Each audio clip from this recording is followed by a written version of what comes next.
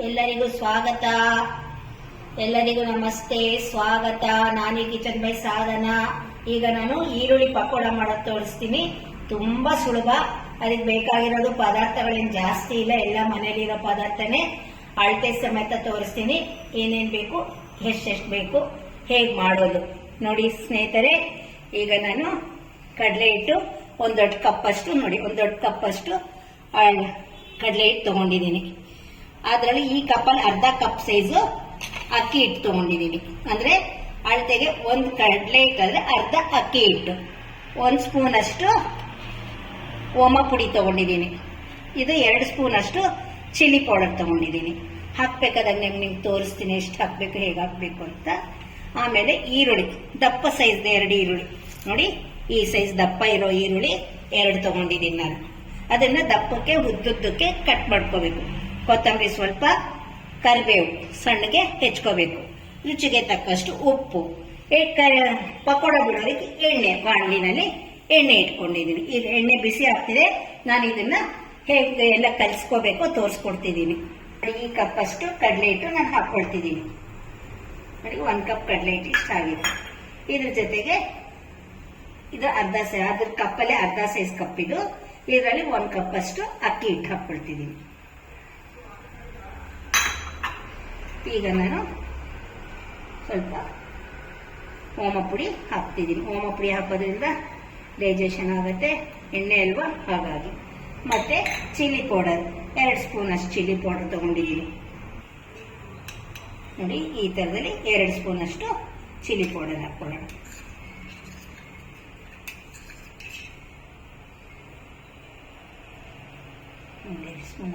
ಎರಡು ಸ್ಪೂನ್ ತಗೊಂಡಿದ್ದೆ. 2 ಸ್ಪೂನ್ ಅಷ್ಟು ಚಿಲ್ಲಿ ಪೌಡರ್ ಹಾಕೊಂಡಿದ್ದೀನಿ. ಬೇಕಾದ್ರೆ ಚಿಲ್ಲಿ ಪೌಡರ್ ಒಂದು ಸ್ವಲ್ಪ ಕಡಿಮೆನೂ ಹಾಕೋಬಹುದು. ಅವ್ರ ಮನೇಲಿ ಖಾರ ಹೇಗೋ ಹಾಗೆ. ಖಾರ ಕಡಿಮೆ ತಿನ್ನೋರು 1.5 ಸ್ಪೂನ್ ಹಾಕೊಂಡ್ರು ಸಾಕು. ಮತ್ತೆ ಸ್ವಲ್ಪ ಅರಿಶಿನ. ಈಗ ನಾವು ಇದಕ್ಕೆ ಈರುಳ್ಳಿ, ಕೊತ್ತಂಬರಿ ಸೊಪ್ಪು, ಕರಿಬೇವು ಎಲ್ಲ ಹಾಕೊಂಡು ಮಿಕ್ಸ್ ಮಾಡ್ಕೋಬೇಕು ನೋಡಿ. ಈಗ ರುಚಿಗೆ ತಕ್ಕಷ್ಟು ಉಪ್ಪು ಈರುಳ್ಳಿ ಮೇಲೆ ಹಾಕೊಳ್ಳೋಣ, ಯಾಕಂದ್ರೆ ಈರುಳ್ಳಿ ಎಲ್ಲದಕ್ಕೂ ಮಿಕ್ಸ್ ಆಗತ್ತಲ್ಲ ನಮಗೆ, ಹಾಗಾಗಿ ಈರುಳ್ಳಿ ಮೇಲೆ ಹಾಕೊಳ್ಳೋಣ. ಈಗ ನಾವು ನೀರು ಹಾಕೋದಕ್ಕೆ ಮುಂಚಿತವಾಗಿ ಒಂದ್ಸತಿ ಎಲ್ಲ ಮಿಕ್ಸ್ ಮಾಡ್ಕೋಬೇಕು. ಈರುಳ್ಳಿ, ಹಿಟ್ಟು, ಕೊತ್ತಂಬರಿ ಸೊಪ್ಪು, ಅರಿಶಿನ, ಕರಿಬೇವು ಎಲ್ಲ ಈ ತರ ಈರುಳ್ಳಿ ಉಡಿ ಉಡಿ ಆಗೋ ತರ ನೋಡಿ. ಈರುಳ್ಳಿ ಈ ತರ ಉಡಿ ಉಡಿ ಆಗೋ ತರ ನಾವು ಮಿಕ್ಸ್ ಮಾಡ್ಕೋಬೇಕು. ಆದಷ್ಟು ಸ್ವಲ್ಪ ಚೆನ್ನಾಗಿರೋದು ದಪ್ಪಕ್ಕಿರೋ ಈರುಳ್ಳಿನ ಹೆಚ್ಕೊಳ್ಳಿ, ನಮಗೆ ತುಂಬಾ ಚೆನ್ನಾಗಿ ಟೇಸ್ಟ್ ಸಿಗುತ್ತೆ ತಿಂದಾಗ. ಯಾಕೆಂದ್ರೆ ಇದು ಈರುಳ್ಳಿ ಪಕೋಡ ಅಲ್ವೇ, ಹಾಗಾಗಿ ನೋಡಿ ಈ ತರ ಮಿಕ್ಸ್ ಮಾಡ್ಕೊಂಡ್ಬಿಡ್ಬೇಕು. ನೋಡಿ ಈಗ ಹೇಗಿದೆ ಅಂತ ನೀವೇ ನೋಡಿ. ಈರುಳ್ಳಿ ಎಲ್ಲ ಬಿಟ್ಕೊಂಡಿದೆ.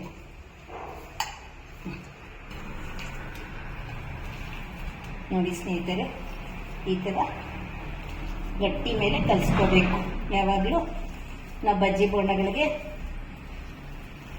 ಮೃದುವಾಗಿ ಕಲಿಸ್ಕೊಳ್ತೀವಲ್ಲ, ಇದು ಸ್ವಲ್ಪ ಈ ತರ ಗಟ್ಟಿ ತರ ರೊಟ್ಟಿ ಹಿಟ್ಟಿರುತ್ತಲ್ಲ ಅದಕ್ಕಿಂತ ಸ್ವಲ್ಪ ಮೃದುವಾಗಿ ಕಲಿಸ್ಕೋಬೇಕು.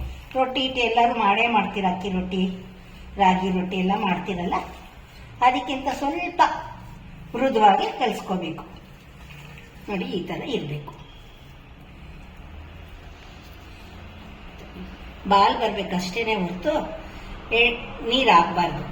ಈ ತರ ಗಟ್ಟಿ ಇದ್ದಾಗ ಆ ಪಕೋಡ ಗರಿ ಗರಿ ಗರಿಯಾಗಿ ಬರುತ್ತೆ ನೋಡಿ ಸ್ನೇಹಿತರೆ. ಈ ತರ ಸ್ವಲ್ಪ ಸ್ವಲ್ಪನೇ ಉದುರಾಗಿ ಬಿಟ್ಕೊಡೋಣ ನಾವು. ಈ ತರ ನೋಡಿ, ಈ ತರ ಸ್ವಲ್ಪ ಸ್ವಲ್ಪ ಈ ತರ ಬಿಟ್ಕೊಳ್ಳೋಣ. ಹೊಸ ಎಣ್ಣೆ ಆದಂಗೆ ಇರೋ ತರ ಇದೆ. ಹೊಸ ತಗೊಂಡ್ವಿ, ಸ್ವಲ್ಪ ನೊರೆ ಇದೆ ನೋಡಿ ಸ್ನೇಹಿತರೆ. ಈ ತರ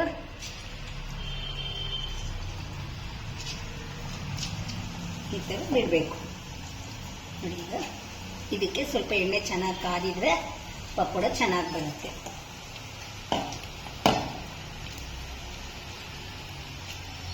ನೋಡಿ ಸ್ನೇಹಿತರೆ, ಎಷ್ಟು ಚೆನ್ನಾಗಿದೆ ಪಕೋಡ. ತುಂಬಾ ಟೇಸ್ಟ್ ಆಗಿರುತ್ತೆ. ನಾವು ಮಾಡ್ಕೋಬೇಕಾದ್ರೆ ಸ್ವಲ್ಪ ನಾವು ಯೋಚನೆ ಮಾಡಬೇಕು. ಈರುಳ್ಳಿ ಏನಾದ್ರು ಘಾಟ್ ಇತ್ತು ಅಂದ್ರೆ ಖಾರ ಕಡಿಮೆ ಹಾಕೋಬೇಕು. ನಾನೀಗ ನಮ್ಮನೆ ಈರುಳ್ಳಿ ತುಂಬಾ ದಪ್ಪನೂ ಇತ್ತು, ಒಂಥರ ಸ್ವೀಟ್ ಆಗಿತ್ತು, ಅದಕ್ಕೆ ನಾನು ಹಾಕೊಂಡಿದ್ದೀನಿ.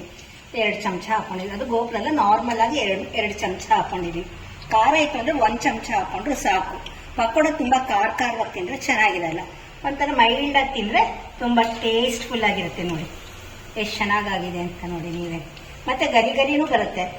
ಇದು ಸ್ವಲ್ಪ ಚೆನ್ನಾಗಿ ಎಣ್ಣೆನಲ್ಲಿ ಬೇಯಿದ್ರೆ ಗರಿ ಗರಿ ಬರುತ್ತೆ. ಸ್ವಲ್ಪ ಕೈ ಬಿಟ್ಟು ನಾವು ಕೈ ಆಡಿಸ್ಕೊಳ್ಳೋಣ.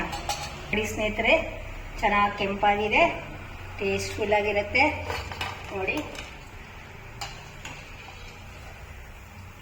ನೋಡಿ ಸ್ನೇಹಿತರೆ, ಪಕೋಡ ಕಲರ್ಫುಲ್ ಪಕೋಡ ಎಷ್ಟು ಚೆನ್ನಾಗಿದೆ, ಎಷ್ಟು ಬೇಗನೂ ಆಗುತ್ತೆ, ಟೇಸ್ಟ್ಫುಲ್ ಆಗೂ ಇರುತ್ತೆ.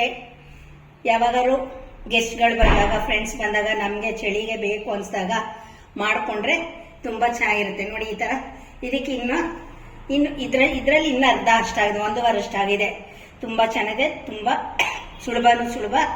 ನೀವು ಮಾಡಿ ಹೇಗಿದೆ ಅಂತ ಹೇಳಿ. ಖಾರ ಅಷ್ಟೇ, ಈರುಳ್ಳಿ ಮೇಲೆ ಖಾರ ಹಾಕೊಳ್ಳಿ. ನಮ್ಮನೇಲಿ ಈರುಳ್ಳಿ ಖಾರನೇ ಇರಲಿಲ್ಲ, ಹಾಗಾಗಿ 2 ಸ್ಪೂನ್ ಹಾಕಿದ್ದೀನಿ. ನೀವು ಈರುಳ್ಳಿ ನೋಡ್ಕೊಂಡು ಹಾಕೊಳ್ಳಿ. 1 ಸ್ಪೂನ್ ಹಾಕೊಂಡ್ರು ಸಾಕಾಗತ್ತೆ. ಖಾರ ಕಡಿಮೆ ಇದ್ರೂ ಚೆನ್ನಾಗಿರುತ್ತೆ. ಇದು ಖಾರ ಬೇಕು ಅಂತ ಇರಲ್ಲ, ರುಚಿಯಾಗಿರುತ್ತೆ. ಮಾಡಿ ಹೇಗಿದೆ ಅಂತ ಹೇಳಿ. Bye bye friends, thank you.